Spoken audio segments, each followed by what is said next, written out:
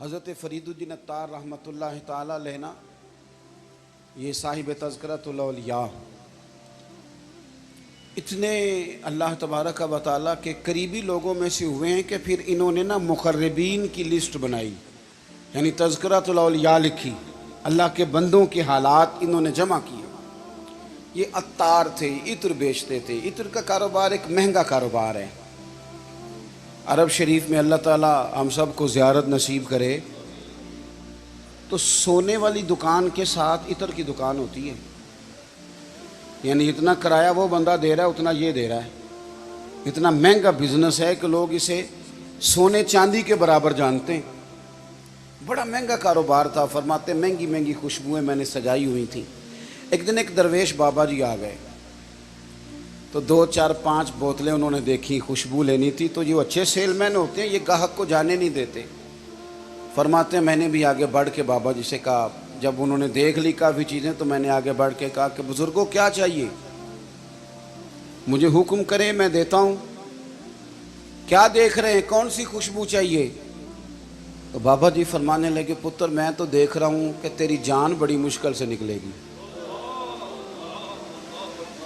तो मैं दुनियादार बंदा था, मुझे बड़ा गुस्सा आया। मैंने कहा बाबा वो क्यों? मैंने कहा पुत्र माल ही बड़ा जमा किया है, मरेगा कभी ये वाली शीशी याद आएगी, कभी वो वाली याद आएगी। नहीं समझ आई आपको बात? यानी कभी मुस्लिम कमर्शियल बैंक वाला अकाउंट याद आएगा, कभी अभी बैंक वाला याद आएगा, कभी वो जो फैसलाबाद में प्लाट लिया वो परेशान करेगा, कभी लाहौर वाली सोसाइटी की फ़ाइल डिस्टर्ब करेगी कि इतना कुछ छोड़ के मर जाऊँ, इतनी मेहनत से इकट्ठा किया था। कभी वो पुजारो, कभी ये पुजारो। इतना मुश्किल तो हम बनाते हैं दुनियादारी। कहा तू नहीं मरेगा तो ये चीज़ें याद आएंगी।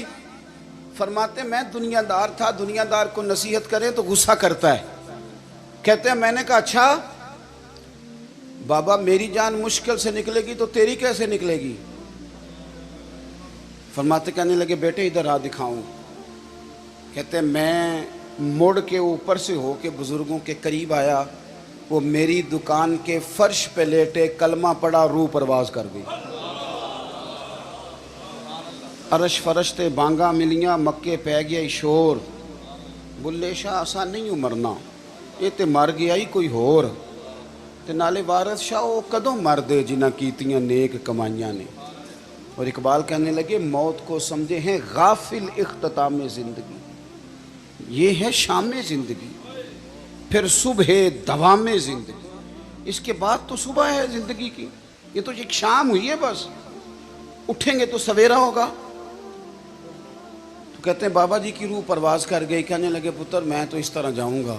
फरमाते हैं मैंने ही कफन दफन किया, मैंने ही जनाजा पढ़ा, मैंने ही दफन किया, कोई वारस नहीं मिला, असी किसी दे कुछ नहीं जे लग दे, ना कोई साडा दर्दी। कहते मैंने ही दफन किया। फिर उसके बाद मुझे मसले की समझ आ गई। फिर बाद में समझ आ गई माल वारसों का है, आज भी वारसों का है, कल भी, ये पक्की बात। और वारस अपनी अपनी तबीयत के हैं, अपने अपने मिजाज के हैं। हो सकता है आपका मेहनत का माल वो हफ्तों में ज़ाया कर दें, अपनी अपनी तबीयत के हैं ना वारिसीन। हो सकता है आपकी बड़ी बनाई हुई चीज़ें वो चंद मिनट लगाएं, गया सारा कुछ। तो बहुत सारे मामलात में अगर हमारी तवज्जो हो कि हमने जाना है और डायरेक्शन ठीक हो तो फिर मौत का कोई खौफ, फिर तो तैयारी है। हदीस बुखारी देखिएगा, हज़रत अबू हुरैरा रज़ी अल्लाह तआला अन्हु भी हदीस के रावी हैं और एक मकाम पे इसी हदीस को हज़रत अनस बिन मालिक रज़ी अल्लाह तआला अन्हु ने भी रवायत किया है। एक खातून हुजूर की बारगाह में आई और अर्ज़ की या रसूल अल्लाह सल्लल्लाहु अलैहि वसल्लम मुझे मिर्गी का मर्ज़ है। ये बड़ा आसाबी मर्ज़ होता है, जिस्मानी अमराज भी बड़े मुश्किल होते हैं, मर्ज़ तो अल्लाह माफ़ करे कोई भी ठीक नहीं, लेकिन ये जो आसाबी मर्ज़ है ना, ये एक बहुत बड़ा मुश्किल मरहला है कि आपका दिमाग कंट्रोल में आ जाए। तो मिर्गी का मर्ज़ बंदे को बेहोश कर देता है, आसाब कंट्रोल कर लेता है, जिस्म भी कब्ज़े में आ जाता है। और फिर खातून हो तो वैसे ही हौसला कम होता है। अर्ज़ करती है हुजूर मुझे मिर्गी है, मैं बड़ी तकलीफ़ में हूँ, मेरे लिए दुआ कर दें। तो हबीब पाक सल्लल्लाहु अलैहि वसल्लम सब के लिए दुआएं फरमाते थे, पर आज हुजूर ने एक अनोखी बात इरशाद फरमाई। हुजूर फरमाने लगे, अगर तू कहे तो दुआ कर देता हूँ, अल्लाह शिफा देगा, और अगर तू करे सब्र। इसका माना क्या है कि मिर्गी के साथ ही गुजारा करे। नहीं समझ आ रही बात की? मिर्गी के हम मानते नहीं, वैसे मर्ज जो आता है ना वो जाता कम ही है, गुजारा उसके साथ ही करना पड़ता है। हम पता क्या करते रहते हैं, हम परेशान हो जाते हैं, टेंशन ले लेते हैं, लेकिन उसके साथ जीना नहीं सीखते। अपनी बीमारियों, आजमाइशों, परेशानियों के साथ जीना सीखे।